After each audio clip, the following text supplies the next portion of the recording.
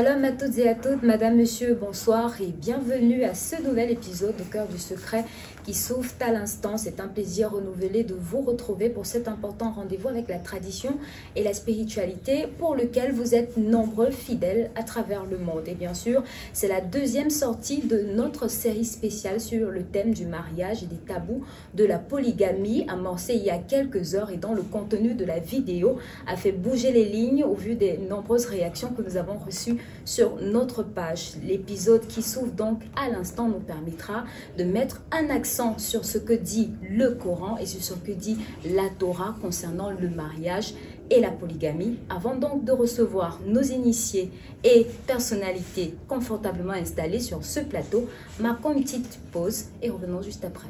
Au cœur du secret. De retour sur ce plateau, nous vous l'annoncions donc, nous avons le privilège de nous entretenir ce soir avec deux personnalités initiées en la matière.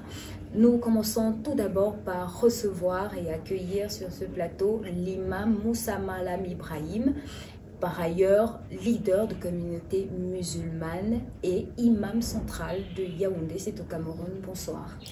Bonsoir. Comment vous allez? Je vais bien. Grâce à Allah Tout-Puissant. Amen. Nous sommes donc très heureux de vous recevoir sur ce plateau pour développer la thématique. Mais en face de vous, nous avons un déjà habitué de ce plateau, ou presque, le Rabbi Uri Aaron Moshe Yehuda. Bonsoir Rabbi. Shalom, shalom, shalom Marie. C'est un plaisir renouvelé de vous avoir encore pour cette thématique concernant le mariage et la polygamie. Alors nous amorçons avec vous. Nous avons très souvent sur ce plateau et même sur notre page reçu diverses suggestions quant à aborder la notion de mariage et de polygamie vue sous l'islam.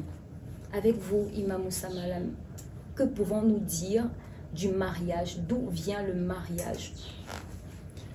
Ok, le mariage en islam, le mariage, les Arabes disent az-zawaj, c'est-à-dire le mariage. C'est-à-dire le mariage est un droit musulman. C'est un droit musulman, le mariage est l'union, c'est-à-dire d'un homme et une femme. Mais à la différence du christianisme catholique et orthodoxe, l'islam ne considère pas le mariage. L'islam ne considère pas le mariage comme une institution ou un sacrement interdisant le divorce. Mais comme un contrat de droit privé régi par des dispositions d'ordre public et susceptible de dissolution. Donc voilà en quelque sorte le mariage. Bon, et le mariage c'est-à-dire en islam des conditions, oui, entre un homme et une femme, c'est-à-dire d'abord les premières conditions, c'est-à-dire les époux doivent d'abord être en bonne santé. Donc, chaque fois que les représentants des époux se réunissent devant l'imam pour célébrer le mariage, parce que c'est le lieu de le dire ici. La célébration du mariage, c'est les musulmans, ce n'est pas comme ça se passe ailleurs, où c'est-à-dire les époux se présentent devant celui-là qui devait célébrer le mariage. Donc, mais ils sont, c'est-à-dire représentés par soit leurs parents, soit leurs proches. Bon, la question qu'on pose maintenant, c'est ça même la condition, est de savoir, il y a d'abord, est-ce que les époux sont bien portants? Est-ce que il faut aussi leur consentement? Parce qu'il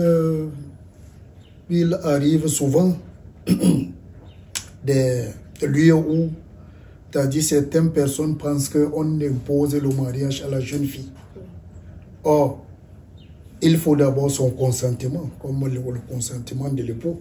Donc il faut que les deux, c'est-à-dire soient consentants, oui, c'est-à-dire qu'ils soient d'accord, c'est-à-dire pour ces mariages. Oui, oui. Il est bien vrai que dans le passé, on imposait le mariage aux femmes.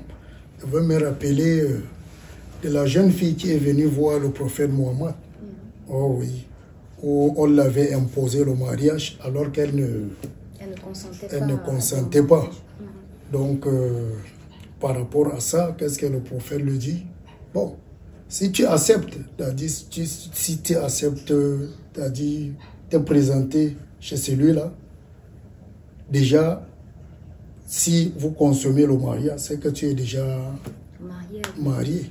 Bon, si tu refuses, c'est que le mariage n'a jamais eu lieu. Voilà.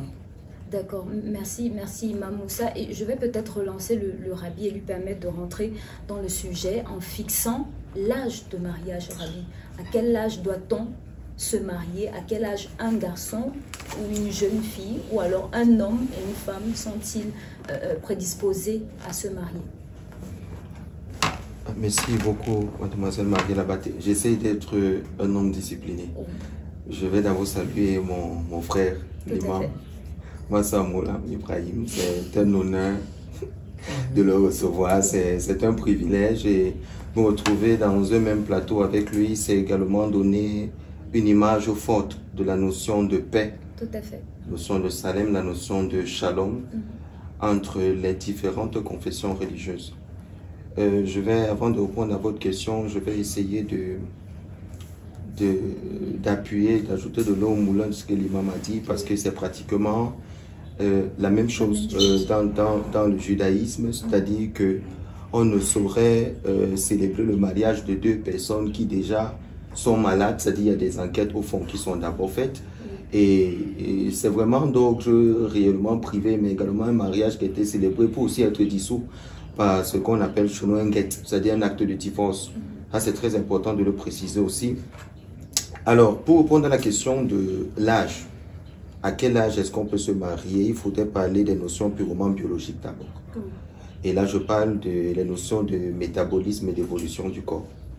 J'ai l'habitude de répondre dans les différentes conférences que je fais, quand on me pose la question sur le mariage, dire on se marie lorsqu'on est prêt. C'est vrai que quand je donne souvent cette réponse, ça frise souvent. Les gens sont étonnés pourquoi je le dis. Parce qu'en fait, l'imam l'a dit tout à l'heure en citant le prophète Mohammed, que sa mémoire soit bénie, en disant qu'en réalité, il y a une jeune dame qui était venue dire qu'on l'avait forcée à se marier.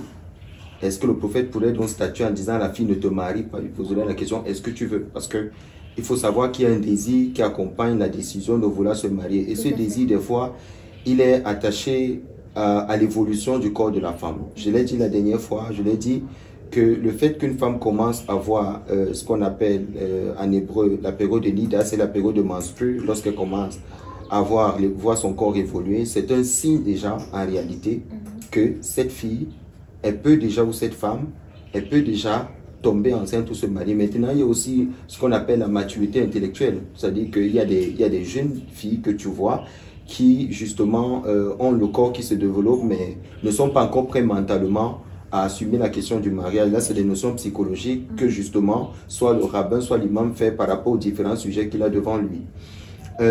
Lorsqu'on est prêt, on se marie. Ça veut dire quoi? Le plus tôt serait le mieux.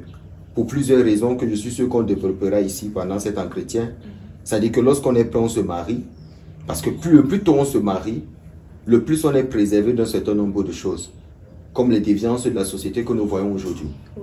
Alors, tu ne peux pas expliquer, c'est-à-dire j'ai l'habitude de le dire en blaguant, en disant c'est un pasteur que le Saint-Esprit agit sur tout le corps, mais la partie du corps où le Saint-Esprit n'agit pas, c'est au niveau de la partie intime. Pour dire que lorsque quelqu'un atteint un certain âge, il est important de lui parler de ce que c'est que le mariage, il est important de le responsabiliser, parce qu'il y va de sa vie. C'est-à-dire qu'un garçon qui a déjà 18 ans, c'est déjà même l'âge pour qu'il se marie. En Israël, par exemple, lorsqu'un garçon a 18 ans, le papa te dit, va déjà te marier, tu sais plus ce que tu fais dans la maison, parce que c'est important. Donc lorsqu'on est prêt, on se marie. Lorsque la jeune fille est prête, une jeune fille peut se marier même à 15 ans. Et on a également vu, je fais une digression dans nos familles où les gens se sont plaints qu'on donne une jeune fille en mariage tôt. C'est-à-dire que pourquoi est-ce que le parent va donner sa fille de 8 ans en mariage? C'est vrai dans la société aujourd'hui il y a les déviances, mais il faut rentrer dans le contexte de comment les choses se passaient. Il arrivait que dans un village, de par les accords ou les relations des parents, une jeune fille vient à naître quelque part et le papa dit, voilà, ta fille qui est née sera la femme de mon fils. Il arrivait même souvent que le papa donne la dot même de la jeune fille pendant qu'elle grandit, mais pour attendre qu'elle atteigne l'âge nécessaire pour pouvoir justement l'épouser. On a vu plusieurs cas comme ça. On a vu par exemple le cas de Isaac et le cas de Rebecca, Rivka. C'est-à-dire que lorsque Isaac il rencontre Rebecca, il a 40 ans, mais il va se mettre seulement avec elle 20 ans après. Pourquoi 20 ans? À 60 ans, on voit la naissance de Jacob et d'Ésaü. Parce qu'il fallait donner justement le temps qu'elle grandisse, mais elle était déjà proposée à lui. Tout cela que je te demande. Et peut-être l'islam, imam, est-ce que c'est la même conception de cette attente de l'évolution, cette mise en forme de toutes ces conditions-là au plan physique? Parce qu'aujourd'hui, on indexe beaucoup l'islam d'envoyer les jeunes filles en mariage, ça et là, sans toutefois comprendre quelle est la profondeur, à la fois traditionnelle, mais surtout spirituelle de cet acte. Oui, avant de répondre, tout à l'heure, j'étais en train de citer, c'est-à-dire les conditions du mariage. Oui. J'ai parlé du consentement, j'ai parlé de la santé des époux. Et il y a quelque chose qui est très important. C'est ça même le mariage. Ce qu'on appelle l'omar en arabe. C'est-à-dire le cadeau nuptial qu'un homme peut donner à une femme. Mais à la différence des autres religions, l'islam a prévu que l'omar appartient uniquement à la femme. Et ça demande aussi la négociation. Donc quand toi, homme, tu désires bientôt prendre la femme en mariage et tu te présentes à elle, la discussion est permise. Donc vous discutez, c'est-à-dire sur le montant de mar à la verser. Ça peut être soit même 1 million, même c'est ce que la femme demande. Et si toi tu adhères à ces conditions, tu adhères à ces conditions, donc tu peux la verser. Tu peux dire que non, là ça dépasse mes moyens, je peux te verser moins que ça, ainsi de suite. Donc tout dépend de comment vous avez négocié. Bon, revenons maintenant à la question de la jeune fille comme force à se marier. L'islam n'est pas ce que les gens pensent. La jeune fille qui se marie aujourd'hui, parce que moi j'ai déjà vu, c'est nous qui célébrons le mariage. Il y a des filles qui ont même 14 ans. Et je rentre toujours à ce que le rabbin a dit par rapport à l'âge. Donc il faut que, c'est-à-dire la fille atteigne l'âge de la puberté. Donc si elle peut, c'est-à-dire son corps peut fonctionner, elle peut tomber enceinte, elle peut tout faire. Parce qu'il y a quelque chose que les gens oublient. Par exemple, dans la société occidentale aujourd'hui, on parle souvent de la pédophilie, c'est-à-dire quand une fille a déjà, c'est-à-dire moins de 21 ans, on parle toujours de la pédophilie. Pourquoi les musulmans envoient les filles en mariage à cet âge-là? Or, chez eux, une fille qui n'est jamais mariée peut tomber enceinte. Mais on couvre ça en disant que non, c'est l'âge de la puberté, tout ça. Bon, vous ne voyez pas qu'il y a une injustice sociale par rapport à ce que l'islam pense. On ne force pas la jeune fille à se marier. Je t'ai parlé du consentement. Elle doit d'abord consentir. Mais il y a aussi quelque chose qu'on doit aussi relever ici.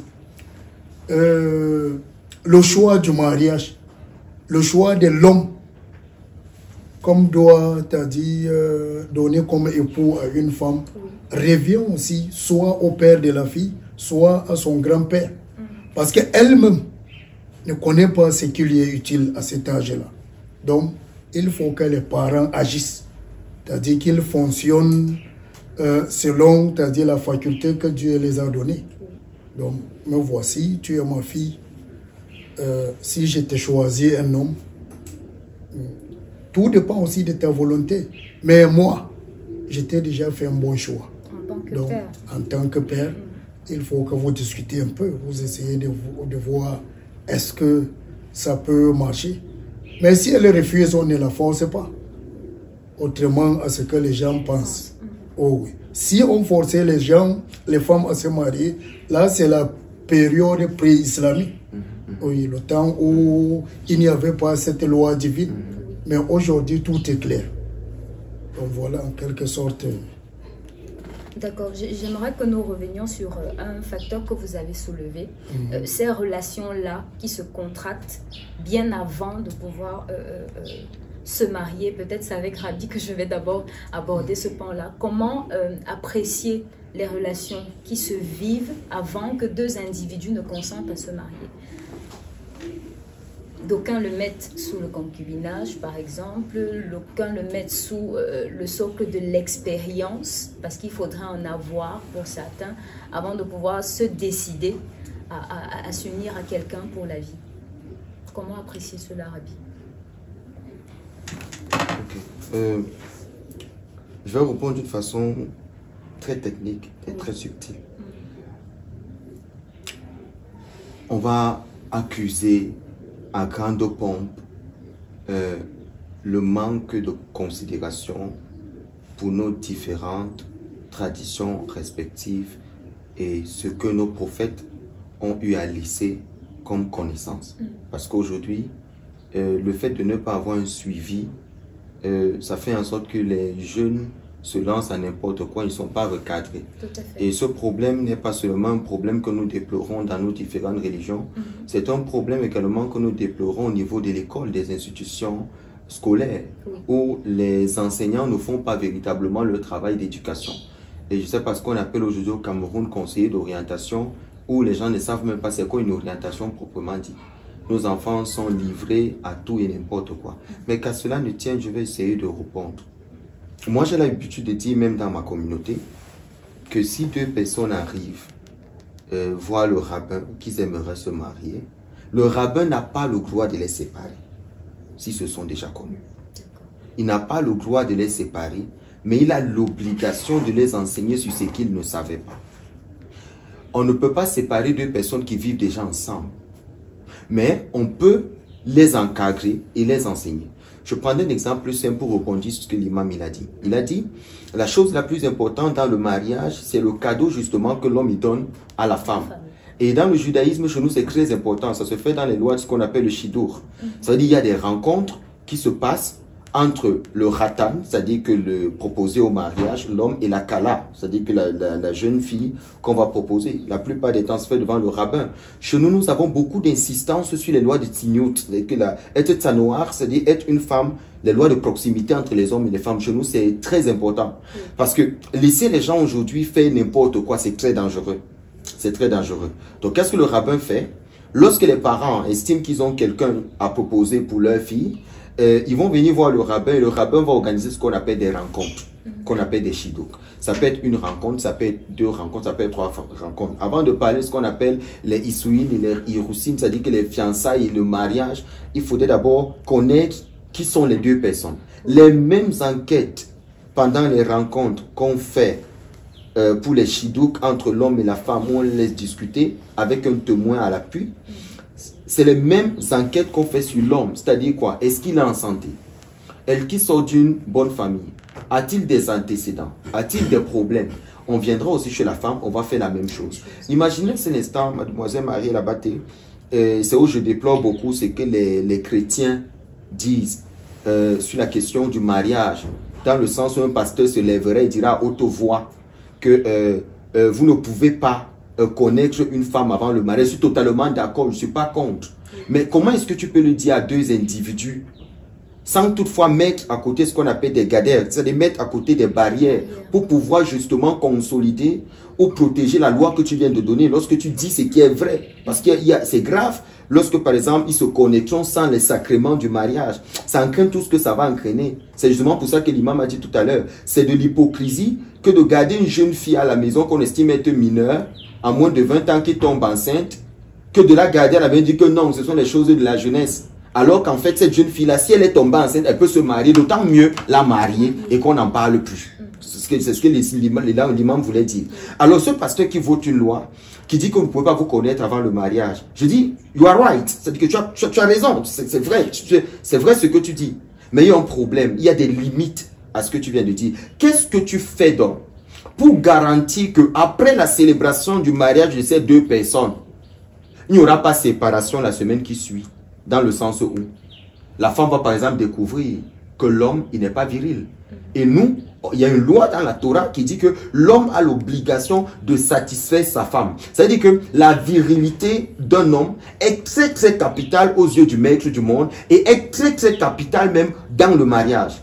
Épouser un homme qui n'est pas viril est un problème. Ça montre une incompétence de celui qui a célébré le mariage et de celui qui prétend être leader. Ça veut dire quoi? Le pasteur, tu as totalement faux.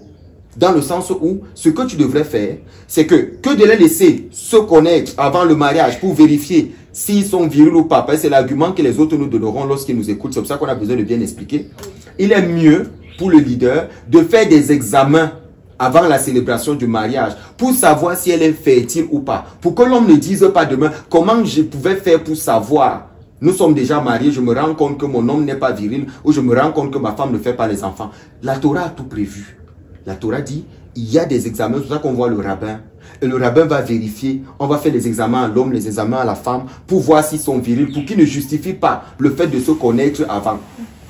Alors en ce moment-là, le mariage est célébré. Maintenant, s'il arrive qu'ils se sont connus avant, on ne peut pas les séparer. C'est des choses qui arrivent, il n'y a pas de règle sans exception. Mais alors, qu'est-ce que le rabbin fait en ce moment-là? Il va les réunir, il va les donner des enseignements sur les questions de fiançailles et les amener sur le droit chemin jusqu'à les accompagner jusqu'au mariage. Mais avant la période du mariage, il y a obligation pour le rabbin de demander à l'homme et à la femme de se séparer pendant une période qui parlait de 2 mois à 3 mois. Parce que lorsqu'on se sépare, l'amour s'intensifie, on se comprend mieux et ils ne se reverront que à la célébration du mariage. Tout ça pour créer justement cette séparation-là, pour justifier également on parle de teshuva, leur repentance par rapport au fait qu'ils se sont connus avant avec les enseignements qu'ils auront et les purifications qu'ils auront. Je pense, je ne sais pas si tu as répondu à votre question. Oui, Rabbi, justement, je vais renchérir avec l'imam Moussa Ibrahim. Est-ce que, comment se passe justement cette phase prénuptiale? Le choix déjà de l'individu, je reviens sur un facteur très important, un aspect qui est relevé très souvent et qui indexe encore l'islam aujourd'hui, de savoir que la condition pèse plus sur la fille qui devrait être vierge. Qu'en est-il de l'homme à qui cette dernière sera proposée? Et même, est-ce qu'on peut dire que l'islam ne célèbre pas de mariage d'individus qui ne soient pas vierges ou puceaux en soi? Permettez l'expression. Non, ok, merci pour la question. Ce que je veux dire est que ce qu'on impose aujourd'hui à la femme, oui, c'est la même chose qu'on impose aussi à l'homme. D'accord.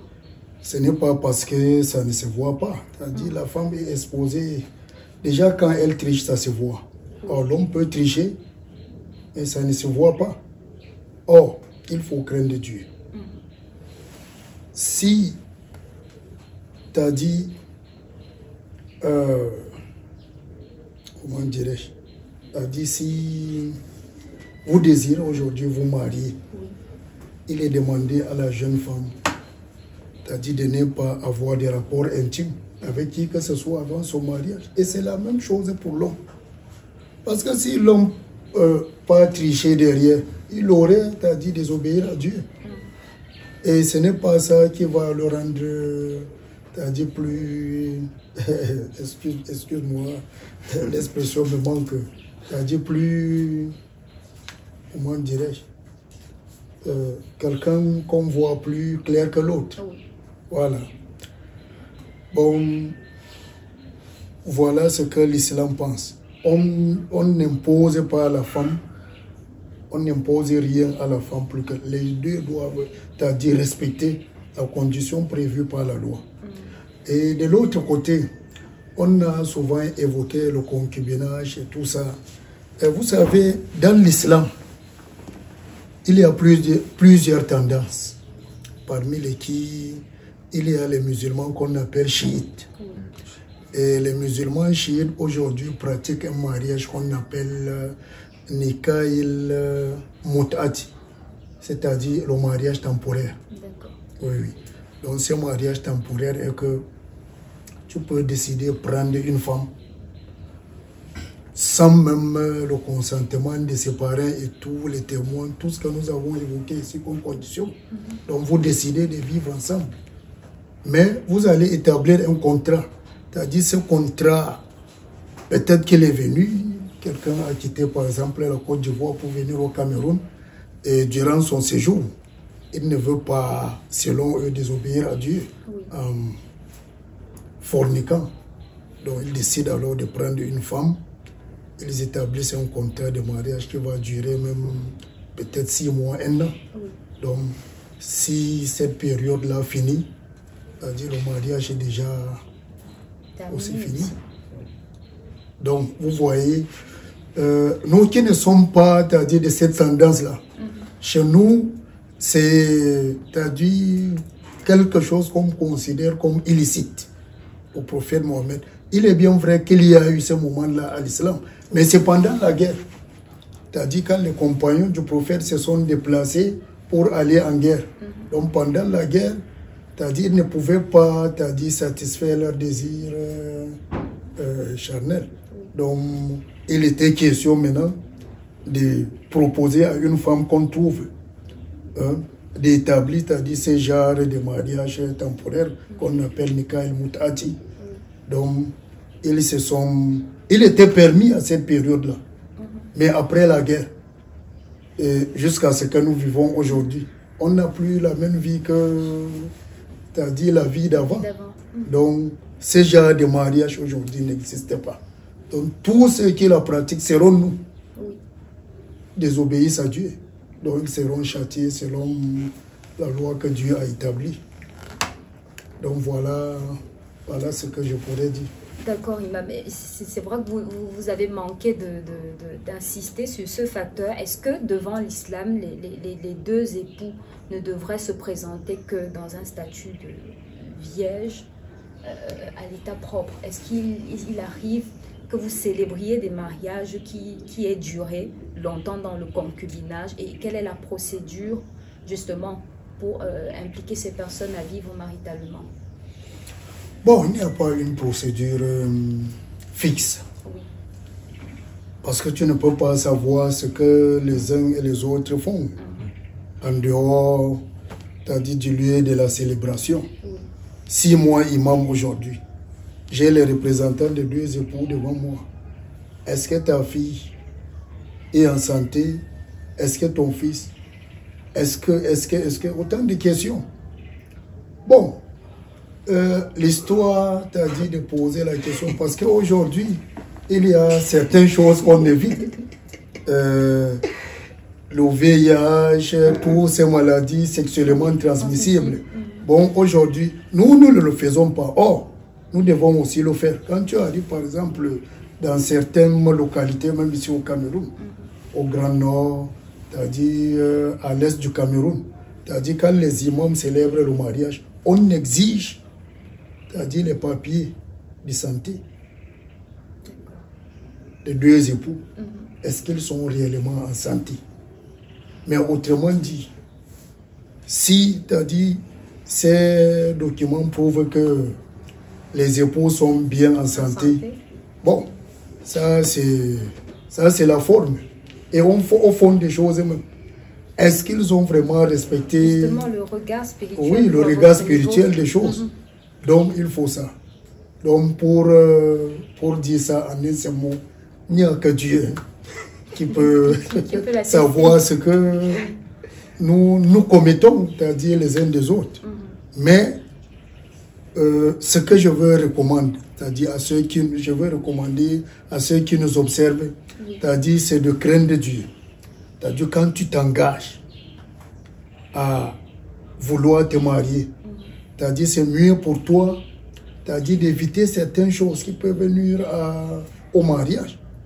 Parce que tu peux le faire en cachette, de manière à ce que tu fais comme tu veux, c'est-à-dire étant même en mariage, tu pratiques, c'est-à-dire des violations que le mariage ne permet pas. D'accord. Et ça risque de ternir le mariage là, sur le plan même spirituel. Et ce sont des éléments sur lesquels nous allons venir, mais nous prenons une petite pause et on revient juste après. Au cœur du secret. De retour sur ce plateau avec nos invités, madame, monsieur, nous savons combien ce sujet est piquant et déjà nous recevons inbox des questions sur la thématique. Quand est-ce qu'on va rentrer dans le vif du sujet de la polygamie? Mais je vais d'abord demander à Rabi Ouri, la polygamie aujourd'hui, l'aborder comme le régime en régression par rapport à la monogamie, qui se veut être aujourd'hui le statut social vers lequel les individus tendent le plus, que la société tend le plus à élever. Comment se comporter en tant que citoyen aujourd'hui, africain surtout?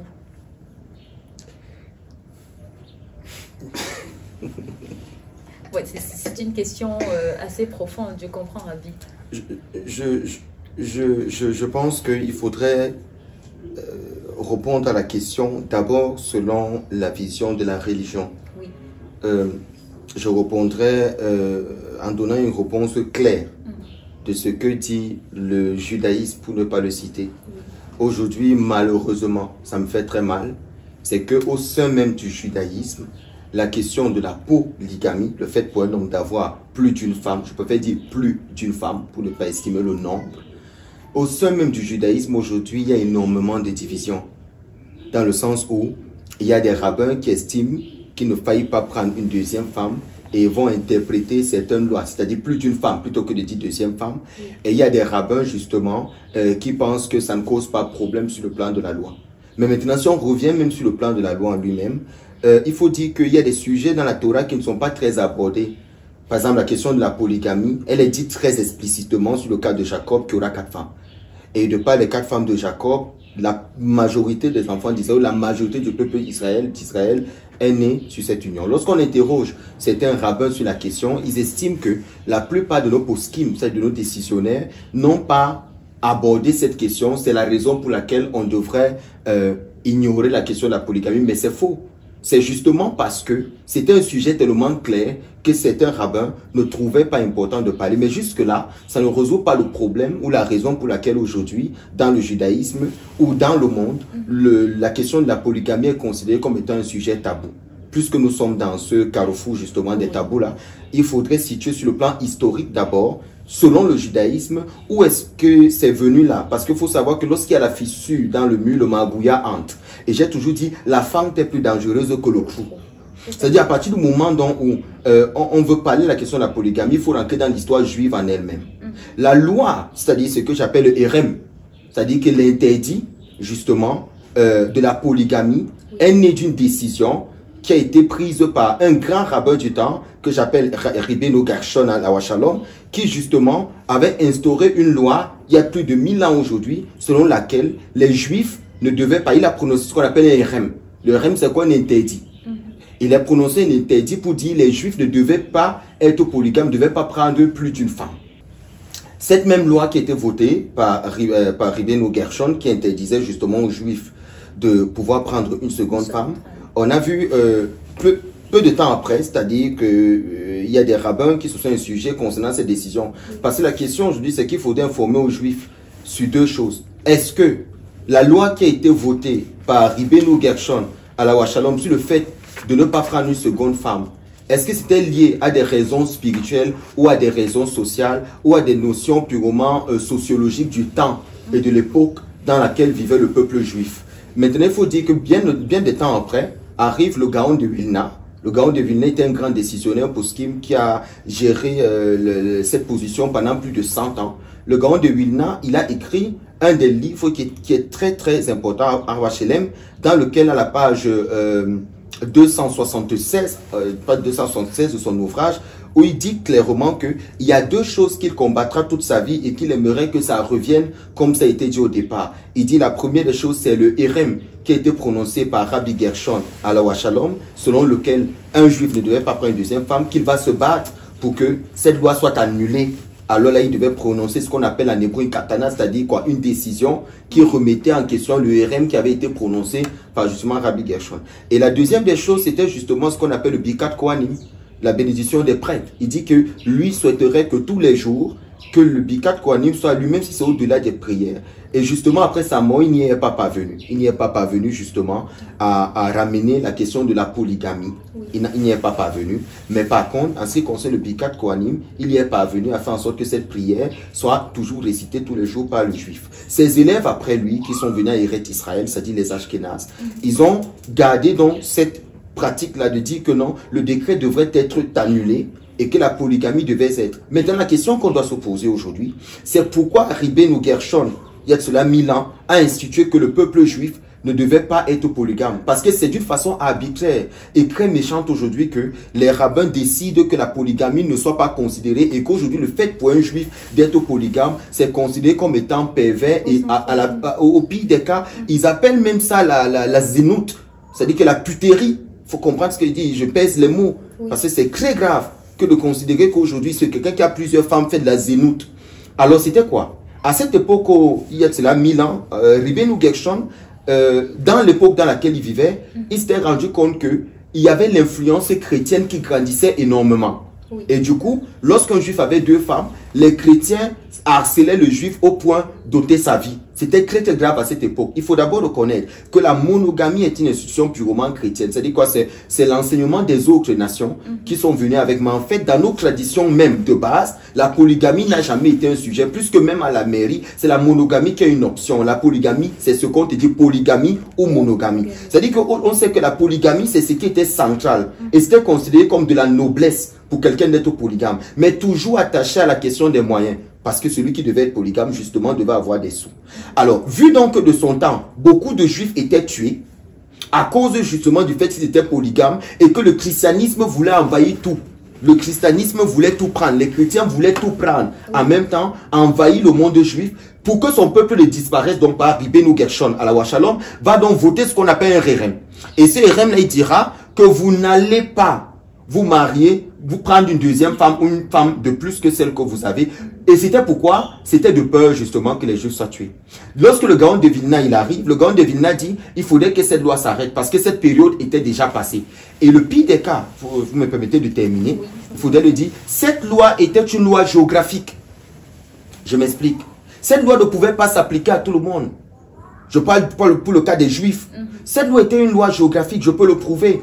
Pourquoi? Parce que lorsque Rabbeinu Gershon à la Shalom écrit cette loi, elle ne concerne que l'Allemagne et le bord de la France qui se colle à l'Allemagne. C'est pour ça que c'était pendant une période. Parce que le Gaon de Vilna dit cette loi devait s'arrêter à 5000 ans. Nous sommes en l'an 5784. Alors comment se fait-il que cette loi continue à être aujourd'hui alors que depuis 5000 ans exactement, cette loi devrait s'arrêter puisque le sud de la France ne l'a pas accepté, l'Afrique continue à être polygame, mais l'Allemagne, justement l'Allemagne et le bord de la France qui s'attachait justement à l'Allemagne, ce sont eux qui avaient gardé justement cette loi-là, c'est-à-dire quoi? Cette décision là justement de ne pas prendre de femmes. C'est pour ça que les rabbins ashkénazes, quand je parle, comprenez, quand je parle de justement de l'Allemagne, vous comprenez, les rabbins ashkénazes ont donc gardé cette volonté-là. Mais il faut comprendre que à l'intérieur même au sein d'Israël, il y a même eu des rabbins qui ont eu à prendre une deuxième femme, bien qu'ils soient combattus par d'autres rabbins, parce que la décision n'avait plus le droit d'exister et elle ne concernait pas tous les juifs dans le monde entier. Elle considérait quelque chose de, elle constituait quelque chose de ponctuel. C'est-à-dire quoi? Nous sommes en train d'être harcelés par le monde des chrétiens. Voici en ce qui concerne l'Allemagne et les bords de la France qui s'attachent à l'Allemagne. Et cette loi était circonscrite dans un territoire et ne devait pas faire l'objet d'une promulgation dans tous les textes au point où tous les juifs du monde entier devraient garder la question de la monogamie et considérer la polygamie comme étant un sujet tabou. Merci beaucoup Rabbi. Et je vais me tourner vers vous, Imam Moussa Ibrahim. Quel est l'historique de la polygamie dans l'islam? Quels sont les préceptes du Coran en fait qui nous y emmènent? Oui, avant de répondre, il faut savoir que le statut de la polygamie dans l'islam a toujours été sujet de critiques, oui, c'est-à-dire par les défenseurs des droits de la femme. Donc eux, ils estiment que la polygamie ne respecte pas, c'est-à-dire le principe de la loi légale. Oui. Bon, et selon le Coran, parce que principalement le mariage quand on dit mariage, le prophète Mohammed, paix et salut soit sur lui, dit Annika ou Sunnati, que le mariage est, c'est-à-dire ma recommandation. Et toute personne qui ne désire pas, c'est-à-dire suivre ma recommandation, ne fait pas partie, c'est-à-dire de ma communauté. Et Allah subhanahu wa ta'ala dit dans le Coran, Fankihu wa in hiftum Allah ta'adilu bayna nisa, Fankihu ma daba lakum minan nisa'i masana wa sulasa wa ruba. Wa in hiftum Allah ta'adilu bayna nisa fawahidatan aw ma malakat aymanukum. Donc, ça, c'est la sourate An-Nisa où on évoque les femmes. C'est-à-dire, dans cette sourate, au verset 3, Allah dit épousez celles qui vous auront plu parmi les femmes. Il a commencé par 2, 3 aux femmes. Mais, si vous craignez de ne pas être, c'est-à-dire légal envers les femmes, donc prenez une. Ou même celle que vous possédez, c'est-à-dire la servante. Oui. Donc, qu'est-ce que cela montre? Ça montre que, c'est-à-dire la polygamie ne relève pas aussi d'un caractère obligatoire. Parce que quand il dit quand vous créez, c'est-à-dire de ne pas être équitable envers la femme. Donc, on fait allusion aussi ici, c'est-à-dire aux moyens que pouvaient posséder les uns des autres. Et puis, quand on parlait d'équité aussi, parce qu'il y a les gens, parce que plus tard dans le Coran, il dit, vous ne pouvez jamais être équitable envers les femmes, même si vous le voulez. Mais ne vous penchez pas vers l'une d'entre elles en oubliant les autres. Donc vous voyez que même la polygamie a dit des conditions qu'il faut respecter. Donc si tu vois que tu ne peux pas, on ne t'oblige pas à prendre des épouses. Donc tu peux prendre une. Dans plusieurs pays musulmans et arabes aujourd'hui, certains même bannissent cette loi et d'autres. Bon, la question sur la polygamie, il y a des divers... chacun a son opinion. Mais il faut savoir principalement, le Coran n'interdit pas. Dans la polygamie, nous avons grandi dans la polygamie. Donc, moi, je ne suis pas polygame. Mais je compte, c'est-à-dire dans un futur proche, si les moyens me permettent aussi d'avoir plusieurs femmes. Parce que cela répond aussi à ce que le prophète recommande de faire. Et vous voyez que le Coran est clair là-dessus. Donc ça ne relève pas d'un caractère obligatoire. Et déjà, quand tu as dit quelqu'un s'engage à se mettre avec plusieurs femmes dans la polygamie, et c'est-à-dire le lieu pour lui aussi de respecter la loi que prévoit la polygamie. On ne se marie pas pour se marier. Le prophète Mohammed, paix et bénédiction d'Allah soit sur lui, a épousé, selon certaines sources, on dit qu'il avait épousé 11 femmes. Et d'autres sources disent qu'il a épousé 9. Et chaque fois que le prophète Mohammed s'est marié, ce n'est pas pour faire plaisir aux gens. Il y avait, c'est-à-dire, une cause à ça. Par exemple, comme son mariage avec celle qu'on appelle, voilà son nom, la Saouda, c'est-à-dire sa deuxième épouse. C'est elle qui l'a pris après la mort de sa première épouse à 10 ans. Donc le prophète a pris Saouda parce qu'elle était une veuve. Elle avait perdu, c'est-à-dire, son mari. Et ce mari-là était, c'est-à-dire, parmi les compagnons du prophète. Donc il ne voulait pas voir, c'est-à-dire, la femme vivre n'importe comment, c'est-à-dire prendre, c'est-à-dire les orphelins en charge. Donc le prophète a procédé, c'est-à-dire au mariage avec cette femme-là. Bon, il y avait le mariage aussi pour le métissage religieux, comme son mariage avec celle qu'on appelait Mariam Kebdia, c'est-à-dire la Copte. c'est une religion qui existe en Égypte. Donc celle-là, le prophète s'est marié avec elle pour montrer aux musulmans qu'il y a, c'est-à-dire l'union sacrée entre les musulmans et les non-musulmans, et de ne pas imposer à une femme. C'est-à-dire quand tu désires te marier avec elle, qu'elle doit, c'est-à-dire obligatoirement embrasser ta religion. Donc vous voyez que tous ces mariages-là ont tous des causes. Ce n'est pas pour faire plaisir aux uns et aux autres. Donc c'est ce qu'on nous recommande aussi de faire. Donc si aujourd'hui l'imam désire épouser une veuve parce qu'elle a perdu son mari, là bon, c'est aussi le fait de venir en aide aux orphelins et à elle. Il y a aussi le mariage avec les servantes. Bon, malheureusement pour moi, je ne les possède pas.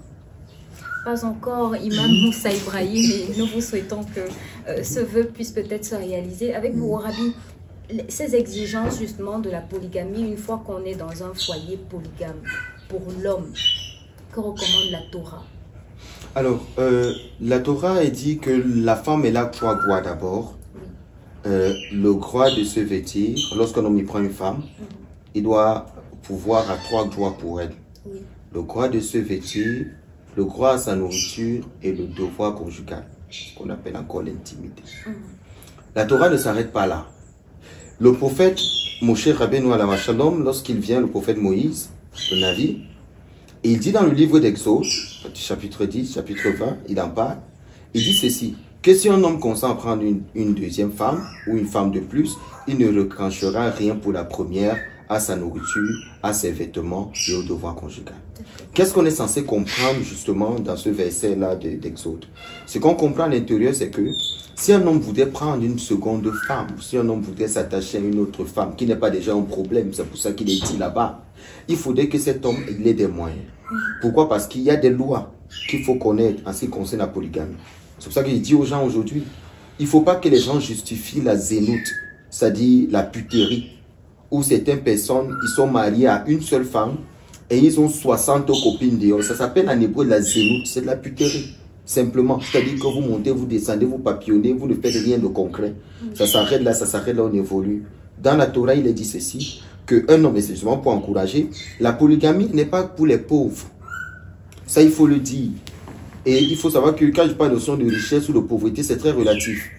Dans le sens où on n'est pas riche parce qu'il y a un montant pour être riche.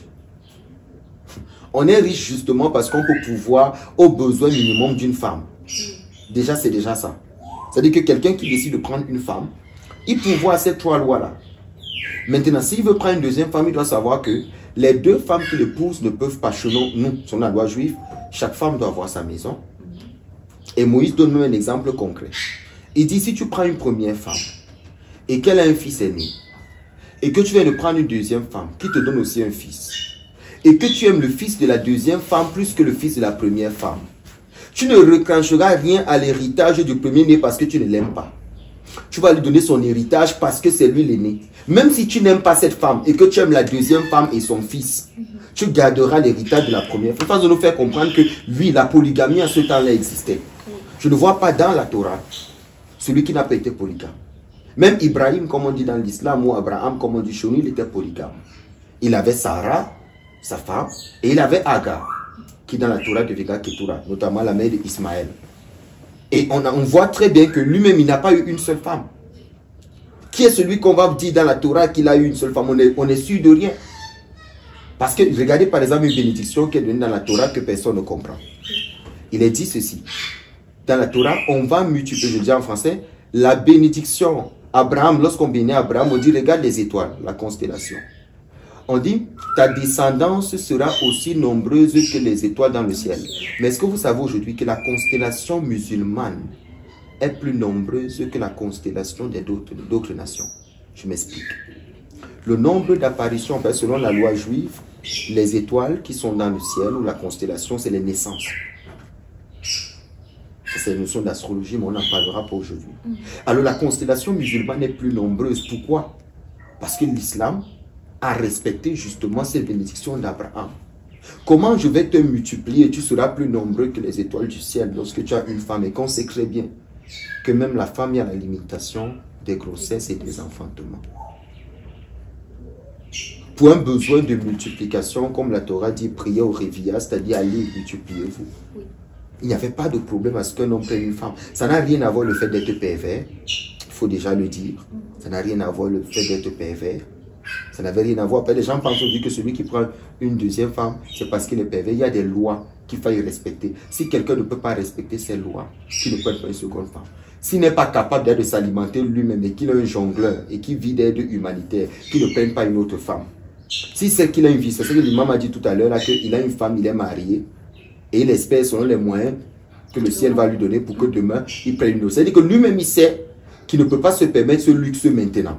Mais ça ne veut pas dire que ça doit être interdit. C'est vrai, ce n'est pas une loi obligatoire. C'est vrai. Moi, on ne doit non plus la considérer comme étant un sujet tabou. Par rapport à certaines personnes, c'est ça qu'il faut préciser. Il ne faut pas qu'on considère que c'est un sujet tabou. Un homme qui a des moyens, qui prend une femme, qui peut pouvoir ses vêtements, ce n'est pas un problème. S'il peut pouvoir sa nourriture, accoucher les enfants, que les enfants ne sont pas à la maison, ils ne parviennent pas à l'école parce qu'il n'y a pas de moyens.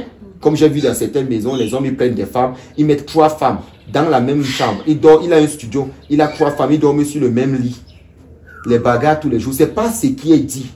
C'est pour ça qu'ils doivent se rapprocher des religieux pour comprendre quelle est même la subtilité dans la question de la polygamie. La polygamie, elle a des règles. Que si l'homme ne peut pas les respecter, qu'il abandonne le volet polygamique là. Et qu'il ait la crainte du ciel lorsqu'il fait les choses. Qu'il ait vraiment de la crainte du ciel avant de faire un certain nombre de choses. Parce que tout ce qu'on fait même en cachette finit par apparaître au grand jour. Merci Rabbi. Justement avec vous, Imam Moussa, comment appréhender les lois, l'organisation du foyer polygamique sous le prisme de l'islam, surtout quand on sait que une fois que la progéniture découle de ces mariages-là, c'est souvent source de conflits entre les femmes, source de conflits entre les enfants, on se dispute la tête et l'héritage. Comment est-ce que ça s'organise? Oui, vous savez, en répondant à cette question, j'ai fait un constat. Oui. C'est-à-dire un constat au niveau de la société. Vous allez vous rendre compte que ceux qui sont nantis aujourd'hui, c'est-à-dire ceux qui possèdent les fortunes, ne se marient même pas beaucoup. Vous allez voir un homme, c'est-à-dire qui est nanti, qui possède tout pour avoir toutes les femmes qu'il désire. Et la plus souvent, on les retrouve avec une seule femme. Or, les pauvres, c'est chez les pauvres qu'on retrouve ce genre de choses. Avec plusieurs femmes, beaucoup d'enfants, on ne sait pas comment les encadrer. Bon, tout ça, moi je pense que tout ça, c'est-à-dire, n'obéissent pas à la loi. Il va falloir, c'est-à-dire, évoluer selon ses propres moyens. C'est ce qu'on recommande aux gens. Il ne faut pas dire, parce qu'il y a les gens qui utilisent le hadith du prophète, c'est-à-dire la parole du prophète quand il disait que épouser les femmes et ayer beaucoup d'enfants, c'est-à-dire pour que la religion soit agrandie, tout. Bon, ça aussi, c'est... Les gens se basent. Peut-être que vous pouvez aussi interpréter ça à votre manière. Oui, à votre manière. Or, si tu pars dans le fond même de ces hadiths, le prophète ne s'adresse pas comme ça aux gens. Parce que la société aujourd'hui demande, l'organisation. Si un homme désire prendre plusieurs femmes, donc il faut, comme je l'ai dit tantôt, tout à l'heure, il faut, qu'il s'engage aussi à respecter, la loi que prévoit la polygamie. La polygamie, ce n'est pas de prendre plusieurs femmes. Et j'ai cité un verset tout à l'heure, le verset coranique. Oui, peut-être vous allez le reprendre. Oui, où Allah disait, vous ne serez jamais équitable envers les femmes, même si vous le voulez. Donc, aujourd'hui, si j'ai plusieurs femmes, je ne peux pas mentir aux autres que parmi les femmes-là, il n'y a pas celle que j'aime plus que les autres.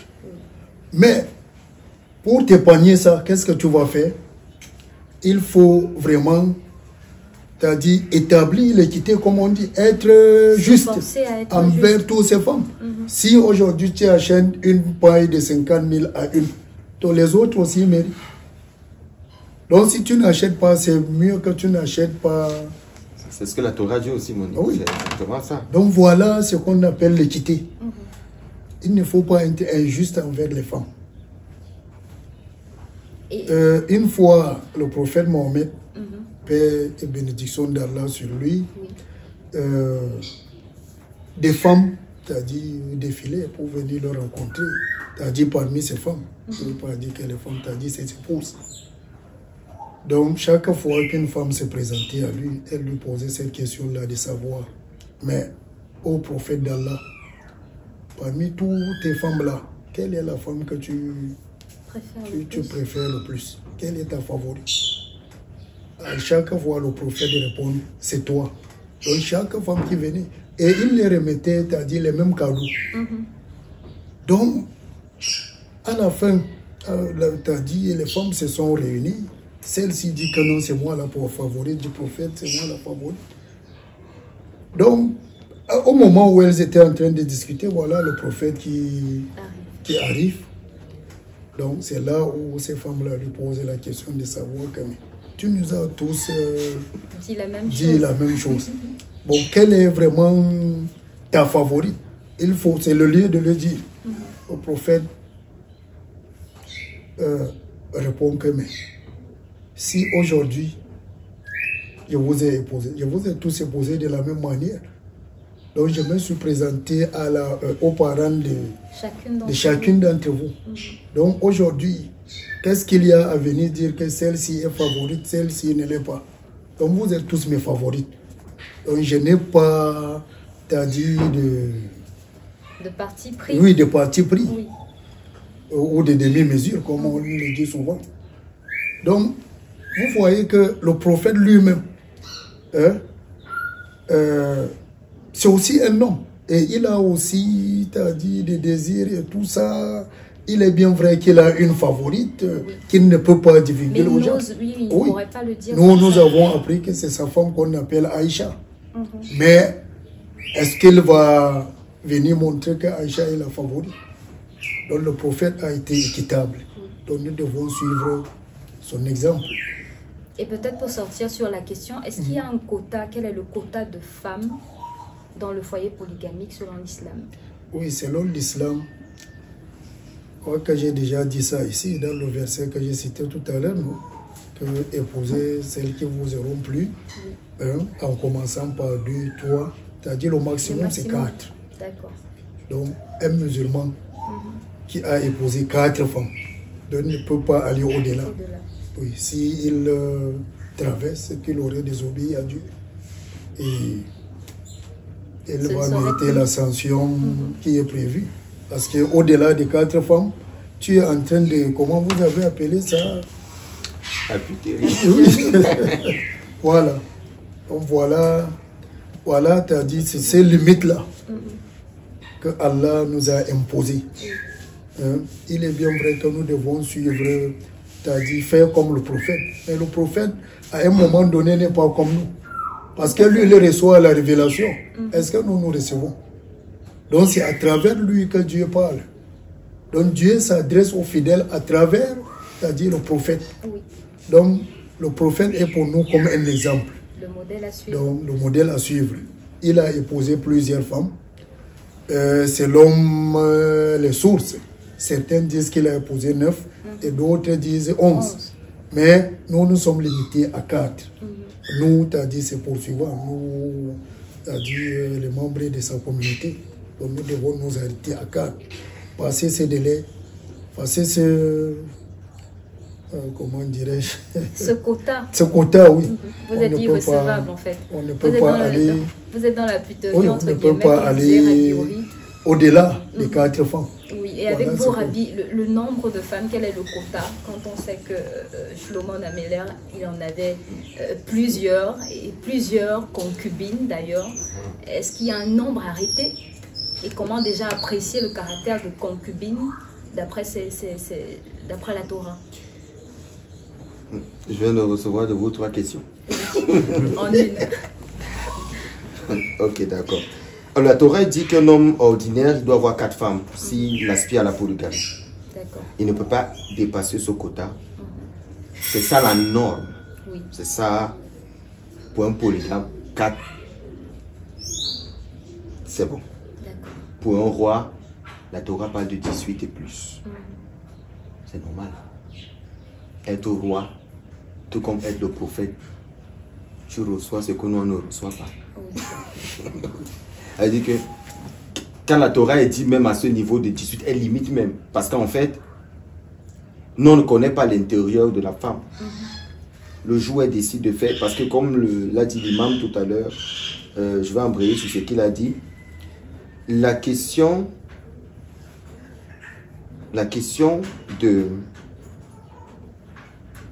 du fait d'être équitable parmi les femmes, il faut bien comprendre ce verset du Coran. Le prophète, c'est le prophète. Lorsqu'il prend des femmes, je n'ai pas la prétention d'interpréter le Coran, mais je vais expliquer quelque chose. S'il prend des femmes, c'est parce qu'il reçoit la révélation. Il sait comment les diriger. La preuve, dans ce récit, on a vu la sagesse du prophète dans le fait de dire à chaque femme, tu es ma préférée. Et lorsqu'elles viendront après, le voient, ils diront, écoutez, je vous ai tous épousés de la même manière. Pourquoi je devrais faire un choix?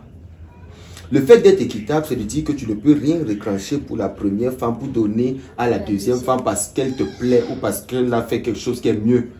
Est-ce qu'un homme donc aujourd'hui pourrait être équitable à ce niveau? Je pense que la polygamie relève d'un haut degré de sainteté et d'honnêteté morale. C'est-à-dire qu'il faut être quelqu'un d'extrêmement honnête et non malhonnête, quelqu'un de droit et quelqu'un de très très spirituel. C'est pour ça que moi je considère toujours la polygamie comme étant l'apanage, pas des nantis seulement, mais comme étant quelque chose qui ne doit pas être loin de la sainteté. Pour moi c'est d'abord ça. Parce que pour moi, quelqu'un d'équitable aujourd'hui, qui a deux familles, que je te construis une maison, même mètre carré, l'autre même mètre carré, je t'achète les mêmes habits, et t'achète les mêmes habits, t'achète la même voiture et tout, je vous donne les mêmes bons de carburant. Les jours où toi tu es avec moi aujourd'hui, pendant 2 jours par semaine, l'autre est avec moi 2 jours, vraiment, il faut être quelqu'un qui tu es d'abord honnête avec toi-même. C'est-à-dire que tu es équilibré dans ta façon de faire. Et pour ça, la spiritualité ne doit pas être loin. Je pense que c'est pour ça que le prophète Mohammed dit il serait difficile pour vous d'être équitable avec toutes les femmes. Parce qu'il voit aussi le niveau de révélation que lui il avait par rapport aux autres. Et il estime qu'il faudra beaucoup de travail pour être équitable. Là, je relève un peu le niveau au niveau de la question de la polygamie. Pas que les gens se réjouissent pour dire ok, les rabbins et l'imam viennent de dire que voilà, oui, c'est autorisé d'avoir plusieurs femmes. Mais c'est aussi bien de comprendre qu'il faut atteindre le degré d'exigence qui est là et être équitable avec toutes les femmes. Si tu ne peux pas atteindre le degré d'exigence, laisse cette sainteté-là être réservée à certains élites qui ont atteint un certain niveau.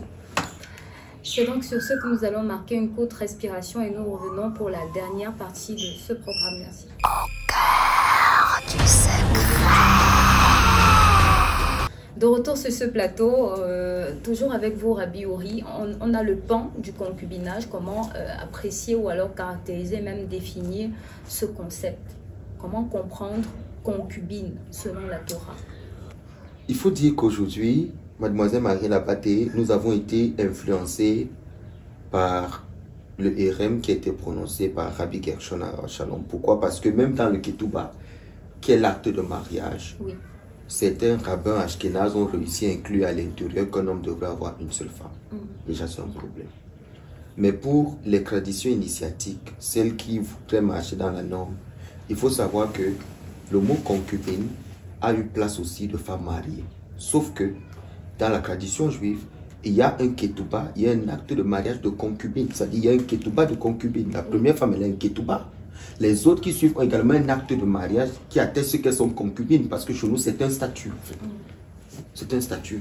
Il n'y a pas de raison pour laquelle un homme il va vivre avec une autre femme et celle, elle est celle de deux et puis elle ne sera pas finalement reconnue. Il faudrait savoir que dans la tradition, on a prévu que même celle qui est dehors, elle a une place, c'est-à-dire qu'il y a c'est justement ça qu'on appelle la deuxième femme, la troisième femme, si vous voulez. Et justement, vous l'expliquiez déjà dans l'un de nos entretiens, que c'est la première épouse qui est censée choisir ses suivantes, sinon c'est quoi? Non, dire choisir, c'est trop dit, mais qui devrait accepter, parce qu'il faut comprendre que la polygamie, on n'impose pas. Oui.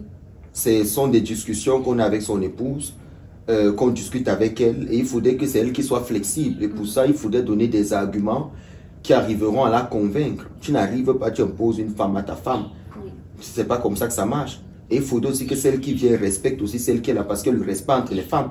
Il ne faudrait pas qu'elle ait un caractère, excusez-moi, de chien, et elle arrive et puis elle veut mépriser la première femme sans toutefois reconnaître la valeur de celle-là. Il doit y avoir un respect mutuel, une symbiose et une considération entre les deux femmes. C'est pour ça qu'on discute justement avec la première femme. Comme je dis toujours, avant de faire un chemin, après un pas vient le deuxième.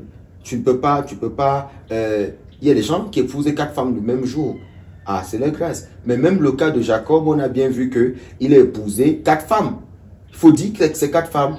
Et puis après, on dirait qu'il a épousé Rachel, Léa et les concubines. Mais attendez, il a épousé 4 femmes. C'est ça le mot. Il ne faut pas dénaturer, il ne faut pas comprendre le mot concubine aujourd'hui comme étant une femme qui n'a pas de valeur. Non, il faut comprendre bien que c'est une femme du foyer, c'est une femme mariée, c'est une femme qui a un statut, c'est une femme qui a un acte de mariage. Alors là, on parle de la question de positionnement ou de rang. Mais le rang ne doit pas influer sur la qualité de la femme. Elle reste une femme à part entière qui a les mêmes droits que celle qu'elle a dans un respect, dans une considération. Et vous avez parlé des déviances tout à l'heure, mademoiselle Marie Labatte, et que des fois, il arrive que les couples, tout au moins les femmes ne s'entendent pas entre elles. Il faut dire qu'il y a le volet de l'enseignement. Moi, j'ai l'habitude de dire aux gens, tu ne te lèves pas un matin pour démarrer un camion, et puis juste comme ça.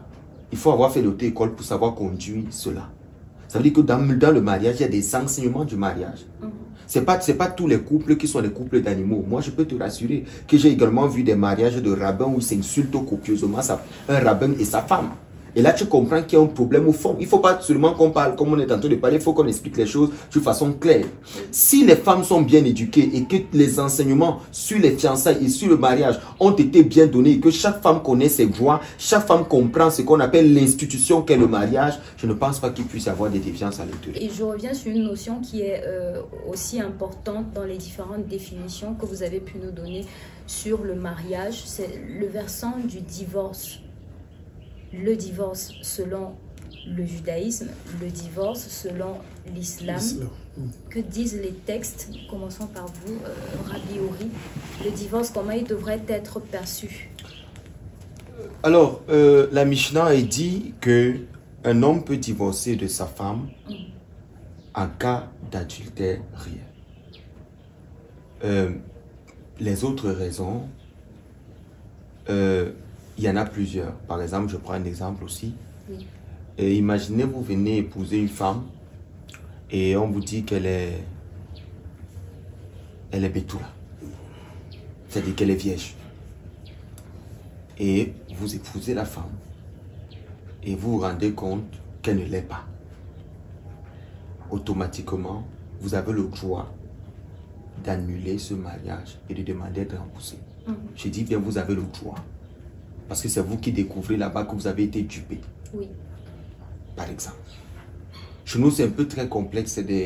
On a des notions de tikkun qu'on fait à la femme, mais bon, je n'en parle à l'intérieur maintenant. Là, ça c'est le premier cas. Si je découvre que j'ai été trompé pendant le mariage, que tout a été fait, qu'on arrive là-bas, elle n'est pas du tout vierge comme on m'a dit, que moi j'ai payé pour une vierge, et puis on m'a flanqué. On m'a flanqué un tube et c'est vide. Je peux décider de faire appel, par exemple, et de dire, j'ai été dupé, je ne peux pas garder cette cam-lotte, je ne peux pas garder cette cam, il faut qu'on arrête tout. Ça, c'est le cas pratique. Maintenant, la Torah dit, en cas d'adultère réel, lorsqu'un homme, par exemple, surprend, parce qu'il n'est pas interdit de soupçonner sa femme, mais sauf que les soupçons que vous avez doivent être accompagnés des preuves. C'est-à-dire que tu ne peux pas dire je soupçonne ma femme et sur la base d'un soupçon ou d'un soupçon comme ça que vraiment je suis sûr qu'elle me trompe, je ne veux plus être avec elle parce que je suis sûr. Non, ça ne marche pas comme ça. Monsieur, vous apportez des preuves qu'elle vous trompe. Et lorsque vous apportez ces preuves-là sur le plan religieux chez nous, on te donne un guet. C'est un acte de divorce. Et autre chose que je veux préciser, avant que mon frère ne prenne la parole, ce que je veux préciser, c'est que dans la célébration du mariage juif, on a ce qu'on appelle la ketouba. J'aurais pu prendre la mienne pour vous montrer à quoi ça ressemble. À l'intérieur, il y a la négociation du montant donné à la femme, comme l'imam a parlé tout à l'heure, qui se fait avant même le mariage. Mais sauf que dans la tradition juive, cette négociation du montant se fait par la belle famille, par la famille qui vient dire, ok, même la femme, c'est-à-dire qu'en cas de divorce de cette femme, tu la dédommages en hauteur de combien? Chez nous, c'est capital. Ça permet à ce que l'homme ne se lève pas un matin pour divorcer sa femme comme il veut, parce qu'il y a un montant d'argent qu'il est obligé, dans une institution reconnue, il est obligé de verser. Donc, dans l'acte de mariage qu'on appelle Ketouba, il y a le montant écrit dedans que, bon, si je venais à me séparer de toi, je te verserai tel montant. Et maintenant, donc, si l'homme décide de divorcer, on revient voir le rabbin, le beddin siège et tout ce qui va avec. Le guet qui est prononcé entre les deux, l'homme doit respecter ce qu'il a dit. En cas d'adultère réel, tout est rompu. Parce que là, elle m'a trompé, j'ai des preuves, voilà, les preuves, on en a discuté, on ne peut plus parler de ça. Si l'homme décide d'être avec, de continuer avec comme ça, tant mieux. S'il décide de se repentir, les deux disent que je suis désolé, l'homme dit ok, je te pardonne, ça ne va plus arriver. Le rabbin n'a pas le droit de dire que non, non, vous allez seulement respecter la loi, vous devez vous séparer. Non, le rabbin n'a pas le droit de dire ça. Il accepte cela. Mais si l'homme consent toujours à vouloir se séparer de sa femme parce que les preuves sont réellement là et qu'il ne veut plus entendre parler d'elle, le rabbin a l'obligation de convoquer un beddin de tabler. Et justement ce propos sur lequel j'aurais aimé que vous insistiez, on ne se marie pas pour divorcer. Vous posez à Rabiori la question de savoir la nature du divorce selon la Torah, est-il permis ou alors vraiment, mademoiselle Marie Labaté, que le divorce soit repoussé le plus loin possible. C'est la raison pour laquelle j'ai dit tout à l'heure que dans la tradition juive, si vous regardez les deux aspects que je vais citer, ce sont les deux aspects qui peuvent faire en sorte que, pour que le cœur de l'homme se remette, qu'un homme imagine un instant avoir vu sa femme avec un autre. Il faut une grâce divine pour que le cœur de cet homme accepte ça et pardonne. C'est très compliqué. Donc je suis allé dans les extrêmes. Ce que je voulais dire, c'est ce que l'imam il a dit. Et c'est la même chose dans le judaïsme. On ne s'empresse pas à célébrer un mariage parce qu'un mariage qu'on fait d'une façon pressée, par exemple, non, je prends le cas chez nous. Moi, quand il arrive que je dois célébrer un mariage, moi, la période des fiançailles, pour moi, ça dure même 8 mois. Moi, je prends mon temps. Pourquoi je prends mon temps? Je vais vous dire. Parce que ceux qui vont se marier, c'est comme deux personnes qui ignorent dans quoi ils entrent. Il faudrait les préparer au maximum. Leur faire comprendre que ces deux, comme il est dit comme ça, que Adam, comme il est dit... L'auteur Adam Levado, il n'est pas bon que l'homme soit seul. Il doit épouser Isaac, c'est-à-dire une femme qui lui soit opposée. L'homme devra savoir que la femme qu'il épouse, c'est un univers qu'il ne comprend pas. Et la femme doit comprendre aussi que l'homme, c'est un univers, elle va aussi découvrir des choses qu'elle ne savait pas. Des comportements, des caprices, de ceci. Et il faut les préparer à ça pour qu'ils puissent vivre ensemble. Donc, une fois qu'on les a préparés et qu'ils sont prêts, on est sûr qu'il y a des choses sur lesquelles ils peuvent passer rapidement. Il y a des choses qu'ils peuvent négliger. Il y a des choses qu'ils peuvent faire comme ça. Et la notion des cadeaux est très très importante même dans la tradition juive. Pour les cadeaux comme étant le gage de la paix, notamment. Et comme il a dit tout à l'heure, nous, par exemple, pour qu'on prononce même un divorce ou qu'on accepte de signer un guet, il faudrait que la raison soit tellement valable, c'est-à-dire que on ne peut pas parler irréfutable. C'est-à-dire que pour qu'on en arrive là, on réfléchit beaucoup. On va faire des assises, on va les faire asseoir, on va les parler, on va faire tout ce que vous pouvez imaginer pour arriver à la conclusion que est-ce que vous êtes sûr de ce que vous voulez faire? Il faut que tout soit vérifié. Et il y a aussi autre chose que mon frère il a dit, l'imam il a dit, il y a ce qu'on appelle en français l'incompatibilité du l'humain. Il peut arriver qu'on ne se sente plus à l'aise avec la personne avec laquelle on vit. Les raisons peuvent ne pas être physiques. Quand il y a l'erreur sur la personne. Oui, ça peut ne pas être physique, mais on sent qu'on n'a plus envie, on ne veut plus. En fait, l'amour n'y est plus. On ne s'aime plus. Quand tu me touches, mon corps brûle. C'est un peu du mot. Donc, dès que tu passes comme ça, j'enlève l'habit, le pas agité. Ne me touche plus. Je ne veux plus te sentir. Tu es un obstacle à ma vie. Ça peut arriver qu'il y ait cette incompatibilité totale et complète là. Et là, on ne peut pas laisser deux personnes comme ça vivre ensemble, surtout quand ils veulent se séparer. On est obligé de les faire asseoir, de parler plusieurs fois. Et s'ils insistent à dire que moi je ne veux plus, on ne peut pas les forcer. On ne peut pas. On va constater, par exemple, il peut arriver que la femme quitte le foyer et qu'elle s'en aille, peut-être l'homme constate que non, elle est partie, ça fait 2 mois et tout, elle n'est plus là, elle n'est plus là. Et que la femme dit, moi je ne veux plus être avec lui et tout. On est obligé. Ou l'homme dit que moi je veux plus de cette femme, on est obligé, on n'a pas de choix. Ce sont donc des informations qui nous permettent de recouper la notion des tabous de la polygamie et de mieux appréhender le mariage, que ce soit selon le Coran ou encore la Torah. Mais je voudrais qu'on ressorte, vous en tant qu'initié, pour apporter un regard un peu plus traditionnel, un peu plus proche de nos mœurs africaines qui, ma foi, sont en perte aujourd'hui pour la jeunesse qui est en train d'émerger notamment. Quel est le conseil que vous pourriez leur donner concernant le mariage? Avec vous, Imam Moussa, premier. Oui, pour commencer, je dirais que d'abord la polygamie. Nous avons parlé de la polygamie. Donc la polygamie est considérée comme d'origine même africaine. Oui. Oh oui, la plupart des Africaines. L'homme africain est naturellement polygame. Voilà, quelle qu'en soit leur situation, ils se sont toujours donnés à la polygamie. Donc, pour ma part, je dirais aux uns et aux autres, c'est-à-dire quand on s'engage à une relation de mariage, une relation maritale, on doit d'abord être c'est-à-dire endurant. Oui. Chez l'homme que chez la femme. C'est-à-dire les deux doivent endurer. On ne peut pas tous les jours voir les bonnes choses, comme on le dit souvent, que dans le pire et dans les meilleurs. Donc, les gens doivent endurer ça. Et nous avons parlé tout à l'heure d'une notion de divorce. Donc, le divorce, c'est ce qui arrive, mais c'est l'exception. C'est l'exception islamiquement parlant.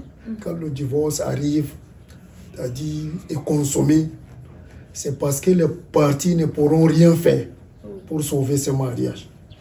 Parce que le rabbin a parlé, c'est-à-dire des représentants des mariés, c'est-à-dire les parents, tout ça. Donc il faut aller, c'est-à-dire essayer de les réconcilier, c'est-à-dire tout ça. Avant que, si rien n'est fait, c'est-à-dire on ne pourrait rien faire. Là, le divorce pourrait arriver exceptionnellement. Mais autrement dit, moi je conseillerais, c'est-à-dire au couple, c'est-à-dire de beaucoup plus dialoguer. Parce que c'est ça même qui est la base, c'est-à-dire des relations. Oui, chaque fois qu'il y a un dialogue, on se comprend toujours. On essaie de discuter, on essaie de voir. Et surtout les femmes. Les femmes en préparation de mariage, c'est-à-dire quand un homme se présente à une femme, c'est-à-dire qui a déjà connu d'autres hommes, elle a souvent tendance à lui montrer que non, avec les autres, elle a la vie agréable, il y a ceci, il y a cela et tout ça. Et après, quand on se marie, avec ce genre de propos, l'homme ne peut pas résister. Oui. C'est-à-dire chaque fois que la femme avance, avant que tu ne viennes à moi, j'avais, ces comparaisons-là, tout ça, ça peut causer autant de choses. Oui. Donc, c'est-à-dire pour ma part, un seul mot, dialoguer toujours. D'accord, merci à vous, Imam Moussa.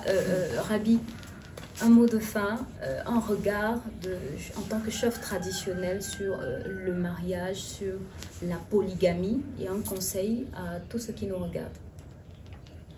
Bon, ce que je pourrais dire, moi d'abord, mon cheval de bataille ou mon combat tous les jours, parce que je continue à penser que si les jeunes se responsabilisent aujourd'hui, se marient, on aurait moins de défiance de ce qu'on voit dans la société.